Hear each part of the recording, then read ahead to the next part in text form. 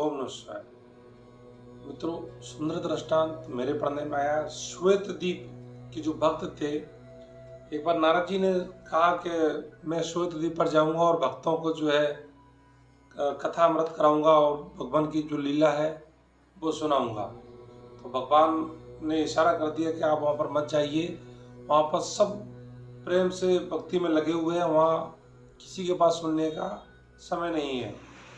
तो भगवान उदास हो जाते हैं और नारद जी उदास हो जाते हैं, विष्णु भगवान के पास जाते हैं और वो कहते हैं मुझे कथा सुनानी ही है। विष्णु भगवान कहते हैं आप मेरे साथ चलिए। तो भगवान विष्णु नारद जी को लेकर श्वेत द्वीप पर जाते हैं।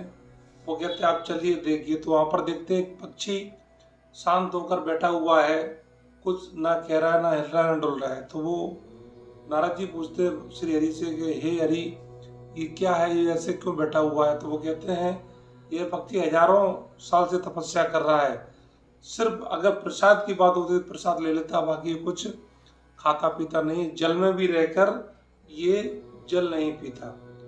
तो नारद जी कहते हैं भगवान मैं विश्वास कैसे करूं? तो वो कहते हैं देखिए। तो ना भगवान ने भोजन करके जो शेष जल बचा नारायण जी ने, और वो शेष जल जो था उस पक्षी के सामने रख दिया।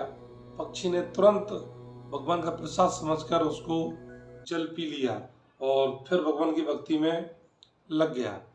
नारद जी को बड़ा विस्मय हुआ, बड़ा आश्चर्य हुआ कि ऐसे ऐसे भक्त श्वेत द्वीप पर पड़े हुए हैं। तो वो भगवान विष्णु कहते हैं नारद जी और आगे चलिए।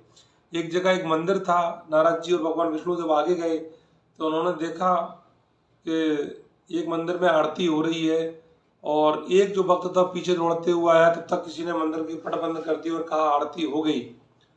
आरती हो गई तो ऐसा सुनकर उसने कहा कि हे भगवान, मैंने आपके दर्शन नहीं कर पाए, मैं जीने लायक नहीं हूँ। और वहीं मूर्छित होकर वो गिर जाता है, अपने प्राण जो है वो त्याग देता है।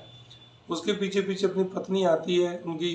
जब पत्नी को पता लगता है तो वही दृष्टांत सब बताते हैं कि आरती हो चुकी है, तो वो पत्नी भी वहीं पर प्राण त्याग देती है। उसके बच्चे आते हैं, उस प्रकार बच्चे भी प्राण त्याग देते हैं। यह सारा दृष्टांत नारद जी और भगवान विष्णु देख रहे थे। नारद जी आनंद विभोर हो जाते हैं कि श्वेत द्वीप पर ऐसे ऐसे भक्त पड़े हुए हैं। शाम के समय फिर आरती हुई।